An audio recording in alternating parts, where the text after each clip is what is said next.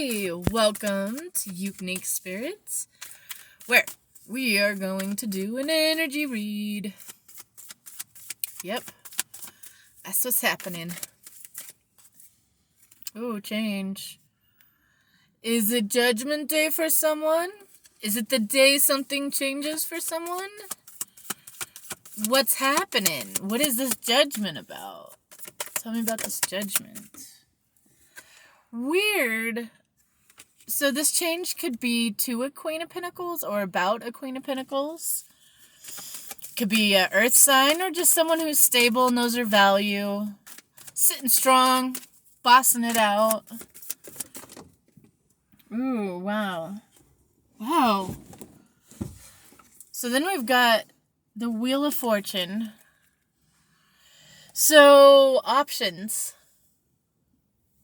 I think a cycle is going to end on options for someone. For this Queen of Pentacles, maybe. Look, Ten of Cups. Yeah. Maybe this Queen of Pentacles is going to get her wish fulfillment, her Ten of Cups, her happily ever after. Yes. I think we're going to talk about cord cutting today as we do tarot. Because I was guided to talk about it in another segment. And then it came up right before I turned on this video. So I feel like maybe people are curious about it that don't know about it. I don't know. I'm just going to explain what it is. Three of Wands. That's traveling. I always say that, and it's not. It's waiting for your ships to come in. But when I see that card in this deck, I always say it's traveling. So maybe it's both. You have to travel to get your ships. You have to travel to get what you want in life. So cord cutting. What is cord cutting? Cord cutting is when you remove someone else's energy from yours. How do cords get made? So energetic cords are made with intimate conversations, with sex, with hugging, with anything that there is a an intimate exchange with. And what happens is the energy can be transferred between people, and sometimes the energy stays and sometimes it doesn't, depending on how much each person is thinking about the other person. So what is cord cutting? How do you cord cut? So if you ever feel where you're kind of like funky and you just feel like you can't really make decisions for yourself, you don't know what's going on, you're clouded, that could be, and I'm not saying it always is, but there could be an energetic tie that is clouding you, you know? Like sometimes people feed off of energy that they like, and unfortunately, the person that they're feeding off of can get drained during that process. Even if you're not even in the same room. Like, you guys could be distances apart and still you just get this funkiness of you're just like, like you don't want to do anything. You're just funked is all I can really say is what the feeling feels like. So how do you remove them then? Like, even if you don't know, all right? Like, and you're just like, I'm funky and I just want it to change. How do I cut whatever cords might possibly be with me?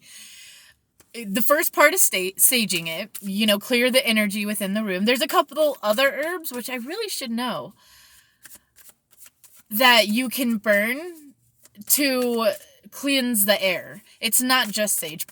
Palo Santo, I know, is one. Patchouli, I think, is one. But there's different herbs and incenses that you can use to clear the air.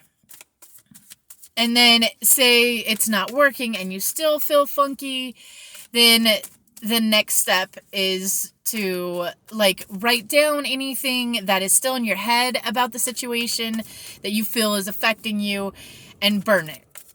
And just like anything that you can remember that you just feel like needs to get out of your system, you write it down, you burn it. Or you can, there's different ways you could throw them away. I don't ever like to throw away in my trash can. I like it at distance.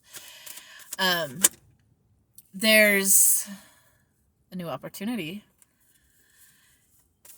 You could bury it. I mean, it's however you want to, but I like to get the energy far away from me, so I burn it. And then I open the windows and let it escape to the ethers.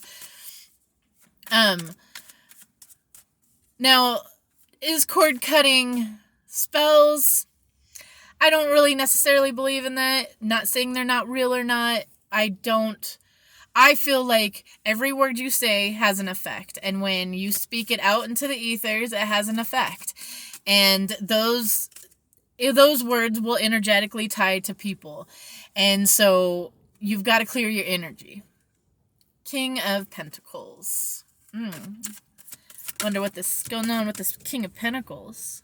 Oh, look at that. What did I say? Travel. Or waiting for their ships to come in. So I really feel like cord cutting and spells, like, I do spell work when I do manifestations. Why do I do that? That is to say my intentions out loud and have a symbolism that goes onto my paper that I burn that goes out. To me, it's more of an aesthetic thing where I'm watching it happen. And all of that, every thought, everything that goes through our head, and putting a ritual to a practice to something that you want makes it so that you go farther and faster for that idea. That is why you manifest for yourself, because then you can go, like, you're not dependent on other people's energies. Do I believe that you can attach on to other energies? I do. I believe it's very easy to do.